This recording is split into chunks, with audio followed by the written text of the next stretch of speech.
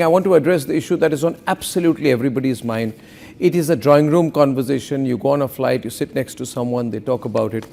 You meet your friends, you talk about it. And that question is simple. How have there been so many spies operating in the country unchecked for so long? Suddenly out of everywhere, out of every open cupboard, skeletons of spies are coming out.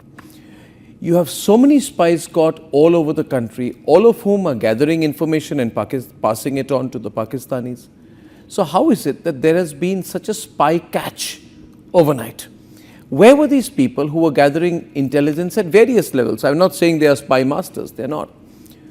Maybe they are minions, but they are traitors nevertheless. How have they been operating? We keep saying we have a great intelligence setup, we have advanced information. Then when these assets were being cultivated, when these traitors were being cultivated, then did we not know? Or is it suddenly that we have sharpened our skills after Operation Sindoor? Or is it because there is a clearer political direction that has gone out right now, maybe from the highest levels, that we need to have a no-nonsense policy when it comes to people who are working against national interest at every level? I believe so. This is my own view. You see a very sharp hit on Maoist terrorism. You see a very sharp hit on the Tukre Tukre group, on the anti-nationals. You're seeing very sharp, exchanges going on about how the Indian Armed Forces should go through another technological upgrade. The defense budget should go up. But you see, matters of external and internal intelligence are all linked. Just as I always feel, matters of internal security and external security are all linked, and we need not keep this artificial divide. When you have dozens of spies going around, you read their profiles, you try to find out who are these people. Now, these are not people who are walking around in shadowy corners, wearing long jackets, silhouetted and caps. This is not out of some spy thriller. These are people who are like Jyoti Malhotra. She runs a channel in YouTube called Travel with Joe. She has 4 lakh subscribers.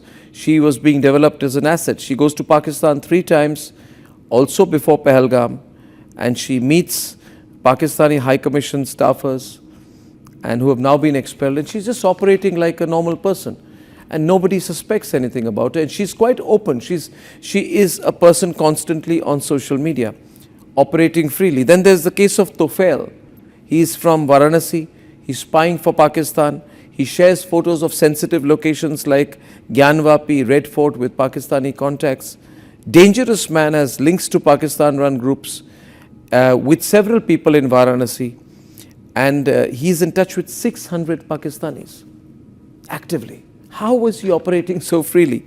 Then there is the case of Muhammad Haroon of Noida, arrested for being associated with the Pakistan-sponsored anti-national organization, allegedly engaging in espionage activities. He was in connivance with an employee in the Pakistan High Commission, shared security-related information related to national interest. Then there is Devinder Singh. He is a student from Patiala. He is arrested in Kethal, and he's sharing information, including that of the Patiala military cantonment. And then there is Shehzad from Rampur in Moradabad. He is making multiple trips to Pakistan, running a cross-border smuggling racket in cosmetics, clothing and spices. So this is all over, ladies and gentlemen, all over. And people are flabbergasted. If this is the way, first of all, people are horrified that there are so many traitors within the country. It becomes so easy for Pakistan to buy Indians or people holding Indian citizenship to work for them, to share information. How are these people operating? Were they working directly? What kind of intelligence do we have that people go to the Pakistan High Commission, do their deals, travel to Pakistan, come back, lead their lives, until Operation Sindoor, they're just hanging around? What about the local police in all these areas? Do we have a system whereby, we have sleuths or detectives who follow these people?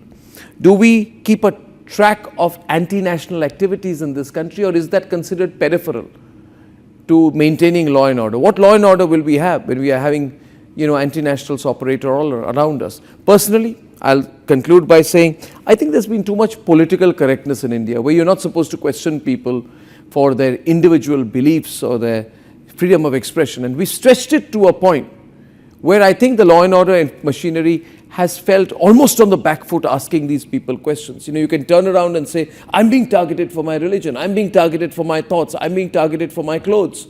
You see, and then the whole law and order machinery goes on the back foot. Then what's happening now? I think maybe there's a sharper political direction that's been given.